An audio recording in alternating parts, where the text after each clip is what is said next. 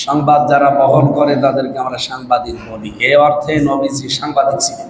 আমরা যাকে আদর্শ নেতা হিসাবে মানি, মুহাম্মদুর রাসূলুল্লাহ সাল্লাল্লাহু আলাইহি ওয়াসাল্লাম, তাকে আল্লাহ যে নাম দিয়ে দুনিয়ায় পাঠিয়েছিলেন তার নাম নবী। নবী শব্দের শাব্দিক অর্থ বলেন, জিজ্ঞাসা করলে আমরা সবাই অনেকে জানি। নবী মানে সংবাদ বাহক, সংবাদ যারা বহন করে তাদেরকে আমরা সাংবাদিক বলি। এই অর্থে নবীজি সাংবাদিক ছিলেন। আর আপনারা যেহেতু একেবারে ঘটে যাওয়া সংবাদগুলো সঙ্গে সঙ্গে দিতে চান, এজন্যে আপনাদের সম্মানটা আরেকটু বেশি। দেখেন আজকে নবীজি সাল্লাল্লাহু আলাইহি ওয়াসাল্লামের শানে কিভাবে কথা বলতে হবে এটা আমাদের মেপে মেপে বলা উচিত, ঠিক কি না? নবীজির একটা কথাই যদি নবীজির অবমাননা হয় তাহলে আপনার ঈমান থাকবে না। গত কয়েকদিন ধরে গোটা বাংলাদেশে একটা বিষয় নিয়ে, একটা বক্তৃতা নিয়ে তোলপাড় হচ্ছে।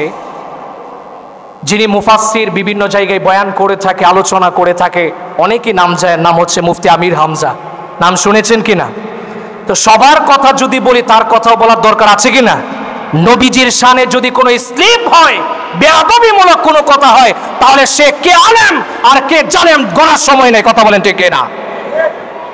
নবীজিকে আমাদের জীবন এবং জান প্রাণ দিয়ে আমাদেরকে ভালোবাসতে হবে। কথা বলেন ঠিক কিনা? তো সে যেই কথা বলেছে সংবাদ সম্মেলনে তাদেরকে খুশি করার জন্য, সে বলেছে নবী অর্থ হচ্ছে বার্তাবাহক। কথা রাইট, নবী অর্থ বার্তাবাহক, এতটুকু সঠিক। তারপরে সে ঘোষণা দিয়েছে নবী মানে হচ্ছে সাংবাদিক। পড়েন নাউজুবিল্লাহ। এখন বুঝেন কথা, সাংবাদিক কাকে বলে? যে দুনিয়াতে মানুষের সংবাদ দেখে আবার মাঝে মাঝে মিথ্যা লেখে, কি লেখে না? আর আওয়াজ করে বলতে হবে, সমস্ত সংবাদ যারা সাংবাদিক আছে তাকে সব সত্য বলে? আর আওয়াজ করে বলতে হবে, সত্য বলে? হলুদ মিডিয়া আছে না নাই? এই আওয়ামী সরকারের সময় সব কি সত্য বলেছে? এখন যারা মিডিয়া আছে সবাই কি সত্য বলে?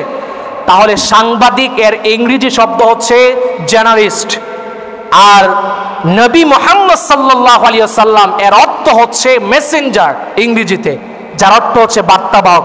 নবীজি কি মানুষের কথা বলতেন নাকি সরাসরি আল্লাহর পক্ষ থেকে যা আসতো তাই নবী মুহাম্মদ সাল্লাল্লাহু আলাইহি ওয়াসাল্লাম সাহাবীদের মধ্যে প্রচার করতেন? কথা বলেন ঠিক কিনা?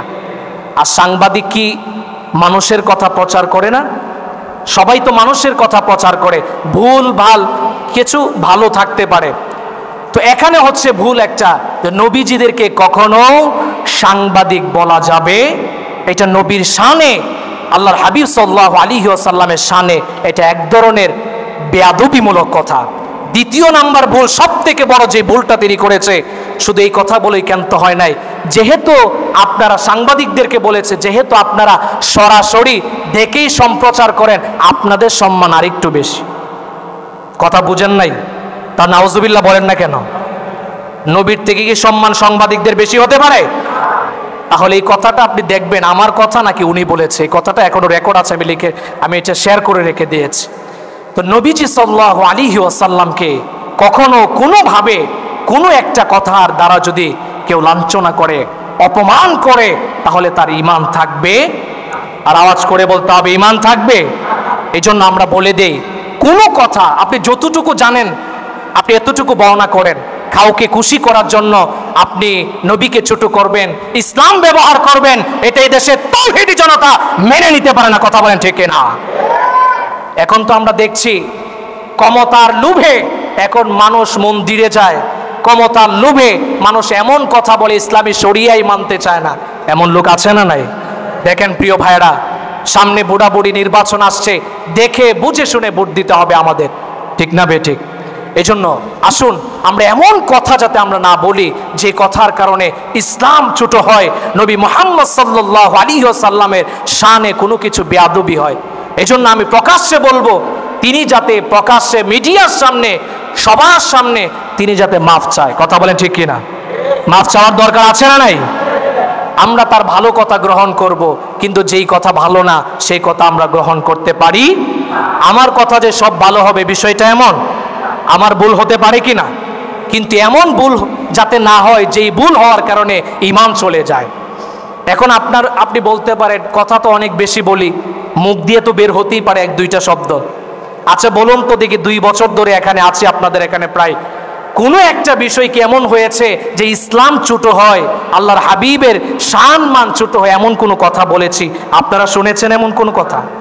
হ্যাঁ, মাসলা ভুল হতে পারে, কথা বলেন ঠিক কিনা?